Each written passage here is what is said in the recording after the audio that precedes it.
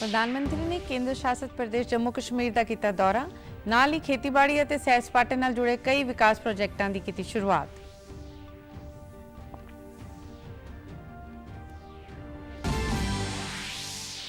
हरियाणा के मुख्यमंत्री ने मुख्यमंत्री तीर्थ यात्रा योजना के तहत भगवान श्री राम लला के दर्शनों लिए करनाल तो अयोध्या जाने वाले श्रद्धालुओं की बस नूं हरी झंडी दिखा के किया रवाना।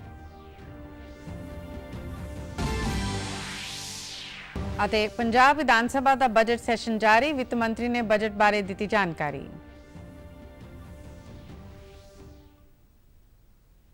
नमस्कार, खबरां दे इस बुलेटिन विच तुहाडा स्वागत है। मैं हां गीतू गुलाटी अते हुण खबरां विस्तार नाल। प्रधानमंत्री नरेंद्र मोदी ने अज केंद्र शासित प्रदेश जम्मू कश्मीर का दौरा किया, जिथे उन्होंने श्रीनगर के बख्शी स्टेडियम में एक विशाल रैली को संबोधन भी किया। इस मौके प्रधानमंत्री ने विकसित भारत विकसित जम्मू कश्मीर समागम में शिरकत की थी। इस दौरान खेतीबाड़ी और सैर सपाटे नाल जुड़े कई विकास प्रोजेक्टों की शुरुआत की थी और देश को एकीकृत खेती प्रोग्राम समर्पित किया। प्रधानमंत्री ने इस मौके एक प्रदर्शनी का मुआयना भी किया। इस प्रदर्शनी का उद्देश्य कश्मीर के स्थानक उत्पादों को बेहतर बाजार उपलब्ध करवाना है, वन डिस्ट्रिक्ट वन प्रोडक्ट वर्गे समागमों को उत्साहित करना है। इस दे नाल ही प्रधानमंत्री ने आज देश भर के तीर्थ स्थानों और सैर सपाटा स्थानों की विशाल श्रेणी नाल संबंधित लगभग 43 प्रोजेक्टों की शुरुआत भी की थी। राष्ट्रपति द्रौपदी मुर्मू ने कल नवी दिल्ली के विज्ञान भवन में करवाए गए एक समागम में 94 उगे कलाकारों को साल 2022 और 23 लिए संगीत नाटक पुरस्कार प्रदान किए। ये पुरस्कार संगीत, नाटक, नृत्य, लोक और कबायली कला, कठपुतली और थिएटर कला के खेतों में दिए गए हैं। इस मौके पर बोलदे राष्ट्रपति ने कहा कि कलाकार अपनी कला नाल रूढ़ीवादी परंपरा को चुनौती देंगे ने। उन्होंने कहा कि कला की बुक्कल विच असी अध्यात्म और अपने मूल नाल जुड़ते हैं। उन्होंने कहा कि कलाकार समाज को सेध देने लिए अहम भूमिका निभाते हैं। अकादमी पुरस्कारों तो इलावा राष्ट्रपति द्रौपदी मुर्मू ने 7 उगे कलाकारों को संगीत नाटक अकादमी फेलोशिप अकादमी रतन भी प्रदान किए। इस मौके राष्ट्रपति ने कहा कि भारत की संस्कृति और परंपरा विच प्रदर्शन कला का अहम स्थान है और देश विच प्राचीन काल तो ही कला को उच्चा सम्मान दिता जाता है। आर्ट्स के क्षेत्र में सर्वोच्च राष्ट्रीय सम्मान एकेडमी फेलोशिप और एकेडमी पुरस्कार से सम्मानित किए जा रहे सभी कलाकारों और कलाविदों को मैं बहुत बहुत बधाई देती हूँ। संगीत नाटक एकेडमी ने पिछले लगभग 7 दशकों से विभिन्न कलाविधाओं के प्रोत्साहन एवं प्रचार प्रसार के लिए योगदान दिया है। परफॉर्मिंग आर्ट्स एवं इंटेंजिबल हेरिटेज के क्षेत्रों में इस संस्थान द्वारा किए जा रहे कार्य महत्वपूर्ण है। जिक्रयोग है कि अकादमी पुरस्कार साल 1952 तो दिते जाते हैं और ये शानदार प्रदर्शन और उपलब्धि के सब तो उपराले म्यार का प्रतीक है। ये कलाकारों के योगदान को भी मानता दिंदा है। Academy fellow award which 3 lakh रुपए जदों कि अकैडमी अवार्ड विच 1 लाख रुपए की इनामी राशि दी जाती है। पंजाब विधान सभा का बजट सैशन अज 5वें दिन भी जारी रहा, जिस विच वित्त मंत्री हरपाल चीमा ने दावा किया है कि पंजाब सरकार अपनी हर गारंटी पूरी कर रही है। उन्होंने कहा कि सरकार ने अपने वादे मुताबिक अपन मुख 5 गारंटियां विचों 4 नूं पूरा किया है और रहने की गारंटी भी पूरी की जाएगी। उन्होंने जानकारी दी कि इस बार सिक्ख्या के बजट में 11.5% का वाधा होया है। उन्होंने कहा कि सरकार की किसी भी संस्था ने कर्जा नहीं लिया, बल्कि बीती सरकार दी 6,279 करोड़ दी देनदारियां अदा कीतियां ने। उन्होंने दावा किया कि बजट पंजाब के लोगों दी लोड़ां नूं मुख रखदियां तैयार किया गया है। हरियाणा के मुख्यमंत्री मनोहर लाल ने बुधवार को करनाल च अंतरराष्ट्रीय महिला दिवस के मौके करवाए लखपति दीदी महासम्मेलन के राज पद्धरी समागम में शिरकत की थी। उन्होंने कहा कि ये दिन बहुत ही भागां वाला दिन है। उन्होंने कहा कि लखपति दीदी महासम्मेलन के रूप में यह प्रोग्राम अपने आप में एक विलक्षण प्रोग्राम है। उन्होंने लखपति दीदी योजना लिए प्रधानमंत्री नरेंद्र मोदी का भी धन्यवाद किया। ਉਹਨਾਂ ਕਿਹਾ ਕਿ ਅੱਜ ਇਹ ਪ੍ਰੋਗਰਾਮ ਹਰਿਆਣਾ ਵਿੱਚ 132 ਥਾਵਾਂ ਤੇ ਆਯੋਜਿਤ ਕੀਤਾ ਗਿਆ ਹੈ ਅਤੇ ਪ੍ਰਧਾਨ ਮੰਤਰੀ ਨੂੰ ਲੱਖਪਤੀ ਦੀਦੀ ਬਣਾਉਣ ਦੇ ਟੀਚੇ ਵਿੱਚ ਹਰਿਆਣਾ ਵੀ ਹਿੱਸਾ ਲਏਗਾ। ਉਹਨਾਂ ਜਾਣਕਾਰੀ ਦਿੱਤੀ ਕਿ ਹਰਿਆਣਾ 'ਚ 3 ਲੱਖ ਭੈਣਾਂ ਨੂੰ ਲੱਖਪਤੀ ਦੀਦੀ ਬਣਾਇਆ ਜਾਏਗਾ। ਇਸ ਤੋਂ ਇਲਾਵਾ ਸੂਬੇ ਦੀਆਂ 5000 ਭੈਣਾਂ ਨੂੰ ਡਰੋਨ ਦੀ ਸਿਖਲਾਈ ਵੀ ਦਿੱਤੀ ਜਾਵੇਗੀ। कि देश के प्रधानमंत्री ने जिस प्रकार से एक अपने मन में एक विचार, एक योजना, एक कल्पना, इनके रूप में जिस प्रकार से श्रद्धा भाव से जो योजनाएं बनाई है, जिस प्रकार का आह्वान उन्होंने किया है, कभी ऐसा विचार आया ही नहीं मन में किसी के कि हमारी बहनें, माताएं, हमारी महिलाएं, गरीब परिवारों की बहनें, उनको कैसे लखपति बनाया जाए, और कार्यक्रम का नाम रखा है लखपति दीदी।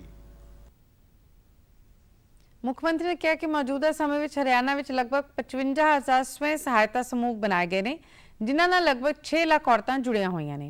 ਇਹਨਾਂ ਸਮੂਹਾਂ ਦੁਆਰਾ ਉਤਪਾਦ ਬਣਾਏ ਜਾਂਦੇ ਨੇ ਅਤੇ ਉਹ ਆਪਣੀ ਰੋਜ਼ੀ ਰੋਟੀ ਕਮਾਉਂਦੇ ਨੇ। ਇਸ ਦੇ ਨਾਲ ਹੀ ਉਹਨਾਂ ਕਿਹਾ ਕਿ ਇਹਨਾਂ ਉਤਪਾਦਾਂ ਨੂੰ ਵੇਚਣ ਲਈ ਮਾਰਕੀਟ ਤੱਕ ਪਹੁੰਚ ਵੀ ਜ਼ਰੂਰੀ ਹੈ। ਉਹਨਾਂ ਦੱਸਿਆ ਕਿ ਸਰਕਾਰ ਨੇ ਐਲਾਨ ਕੀਤਾ ਹੈ ਕਿ ਹਰ ਸ਼ਹਿਰ ਅਤੇ ਕਸਬੇ ਵਿੱਚ ਸਾਂਝੇ ਬਾਜ਼ਾਰ ਸਥਾਪਿਤ ਕੀਤੇ ਜਾਣਗੇ, ਜਿੱਥੇ ਸਵੈ ਸਹਾਇਤਾ ਸਮੂਹ ਆਪਣੇ ਉਤਪਾਦ ਵੇਚ ਸਕਣਗੇ।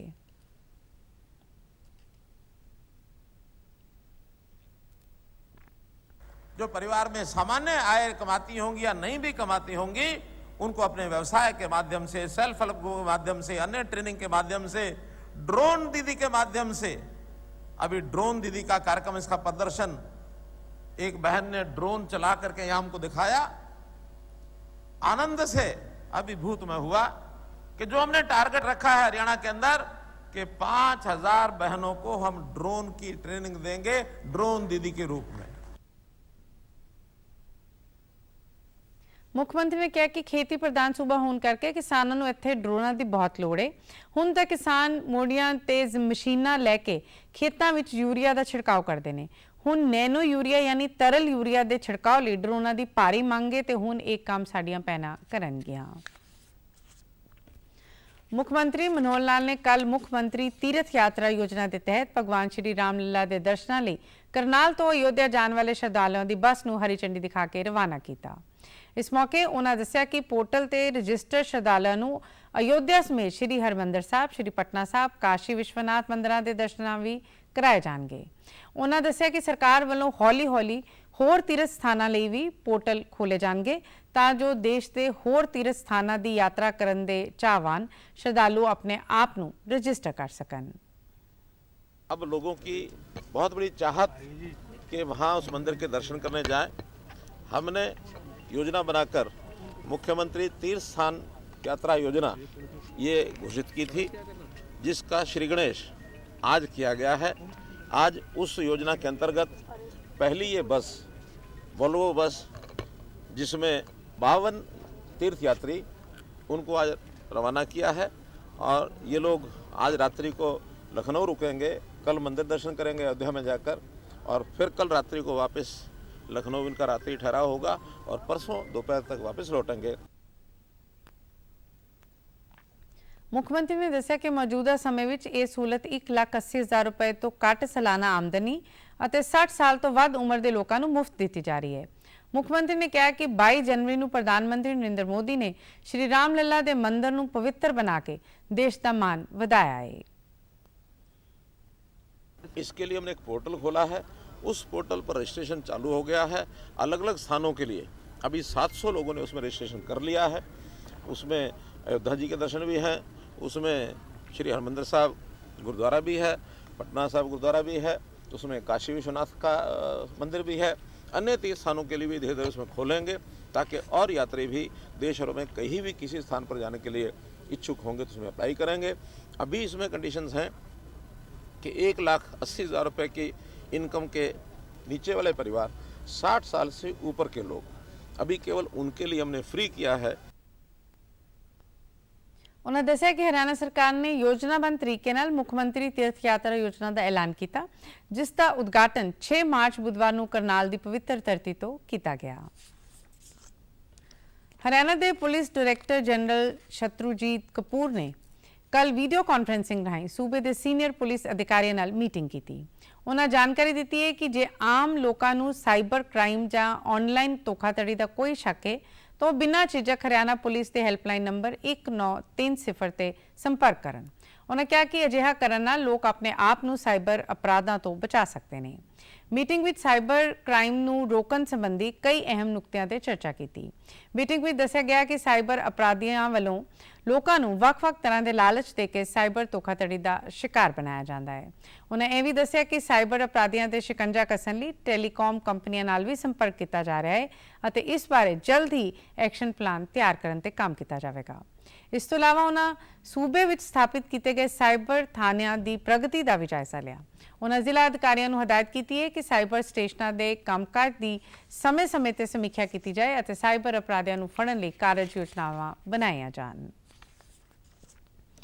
चंडीगढ़ प्रशासन वालों अपने वकारी प्रोजेक्ट ई संपर्क विच 5 नवीं वित्ती सेवावां लॉन्च कीतियां गईयां।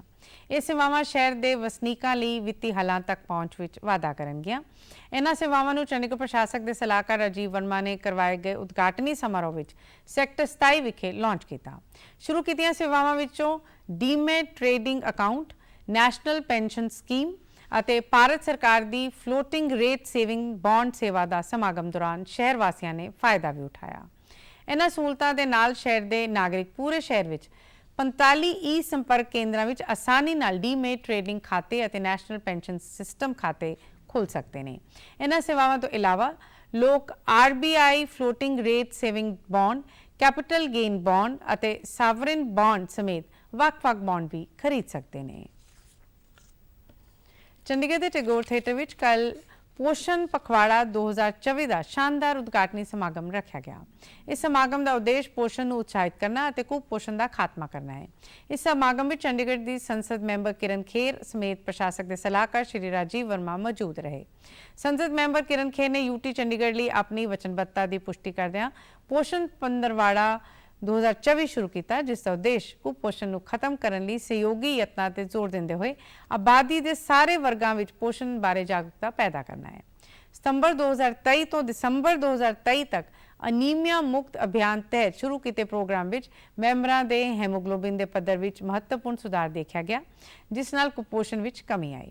इस समागम दौरान आंगनवाड़ी वर्करां नूं नवे विकास निगरानी यंत्रां अते स्मार्टफोनां की वंड का उद्घाटन भी किया गया। आसरा पैराप्लेजिक रिहैब सेंटर वालों चंडीगढ़ के सैक्टर 28 विच एक पहल की गई, जिस तहत सिपनाइल रिहैब वालों आर्थिक रूप में कमजोर और गरीबी रेखा तो हेठा रह रहे लोगों लिए इलाज और पुनर्वास सेवावां की शुरुआत की गई। इस पहल का उद्देश्य इन्हां लोगों को फिजियोथैरेपी, ऑक्यूपेशनल थैरेपी समेत होर सहायता और देखभाल मुहैया करना है, जिन्हां कोल अपनी कमजोर आर्थिक स्थिति कारण इन्हां सेवावां तक पहुँच नहीं है। इन्हां सेवावां की शुरुआत मुख्य मेहमान वजों पहुंचे सड़क सुरक्षा कारकुन हरमन सिद्धू वालों किया गया। उन्होंने कहा कि कमजोर वर्ग के लोगों लिए इन्हां सेवावां की शुरुआत करना एक नेक पहल करनी है। Service to the people who are actually in need, और ये जो चीज़ है कि जो अफोर्ड नहीं कर सक रहे सी, सो उन्हां तक once it is reaching, so it will definitely have a very positive impact on the society. And very good luck to Nikki ma'am and her team of wonderful volunteers. So I'm sure कि भाई ये जितना दी ये problem होंगी है ना, let it be physical disability of any kind, any challenge, so ਉਹਦੇ ਵਿੱਚ थोड़ा ਜਿਹਾ भी ਆਪਾਂ contribute कर सकिए, the life can be made better, so we can be a better society at large. इस मौके सपनाइल रिहैब की संस्थापक और CEO निकी पी कौर ने कहा कि बीते 7 सालों में उन्होंने वालों पुनर्वास की एक नवी अवधारणा बनाई है, जिस तहत खास लोगों ते आम लोगों नाल इक्को जिहा व्यवहार किया जा रहा है। अपना एक प्रोग्राम शुरू किया है जहाँ पर डेली मंडे टू फ्राइडे 4:30 से लेकर 6 बजे तक बिल्कुल ही फ्री सेवा करेंगे। जिनको कोई भी ब्रेन या स्ट्रोक या स्पाइनल इंजरी हो या कोई ऑर्थोपेडिक इशू हो, लाइक फ्रोजन शोल्डर, सर्वाइकल हो, नी पेन हो, बैक पेन हो, एनीथिंग, ये फ्री में उन लोगों के लिए है जो लोग बिल्कुल अफोर्ड नहीं कर सकते। दसा जा रहा है कि ये सेवावां सोमवार तो शुक्रवार तक शाम 4:30 बजे तो लैके 6:30 बजे तक दित्तियां जाणगियां। ਪੀਜੀਆਈ ਦੇ centre of excellence in HIV care department of internal medicine ਵੱਲੋਂ ਅੱਜ APC ਆਡੀਟੋਰੀਅਮ ਵਿੱਚ ਇੱਕ ਸਮਾਗਮ ਕਰਵਾਇਆ ਗਿਆ। ਇਸ ਬਾਰੇ ਜਾਣਕਾਰੀ ਦਿੰਦਿਆਂ ਪੀਜੀਆਈ ਦੇ ਡਾਕਟਰ ਅਮਨ ਸ਼ਰਮਾ ਨੇ ਦੱਸਿਆ ਕਿ HIV ਤੋਂ ਪੀੜਿਤ ਵਿਅਕਤੀ ਵੀ ਆਮ ਜ਼ਿੰਦਗੀ ਜੀ ਸਕਦਾ ਹੈ। ਉਹਨਾਂ ਕਿਹਾ ਕਿ ਕਿਸੇ ਸਮੇਂ HIV ਨੂੰ ਲੋਕ ਨਜ਼ਰਅੰਦਾਜ਼ ਕਰ ਦਿੰਦੇ ਸੀ, ਪਰ ਹੁਣ HIV ਤੋਂ ਪੀੜਿਤ ਵਿਅਕਤੀ ਸਾਧਾਰਨ ਜੀਵਨ ਬਤੀਤ ਕਰਦਾ ਹੈ। ਉਹਨਾਂ ਜਾਣਕਾਰੀ ਦਿੱਤੀ ਕਿ ਥੋੜੇ ਸਮੇਂ ਲਈ ਸਿਰਫ ਇੱਕ ਗੋਲੀ ਲੈਣੀ ਪੈਂਦੀ ਹੈ, ਜਦਕਿ ਕਿਸੇ ਵੀ ਭਿਆਨਕ ਬਿਮਾਰੀ ਦੀ ਹਾਲਤ ਵਿੱਚ ਤੁਹਾਨੂੰ ਸਾਰੀ ਜ਼ਿੰਦਗੀ ਦਵਾਈਆਂ ਲੈਣੀਆਂ ਪੈਂਦੀਆਂ ਨੇ।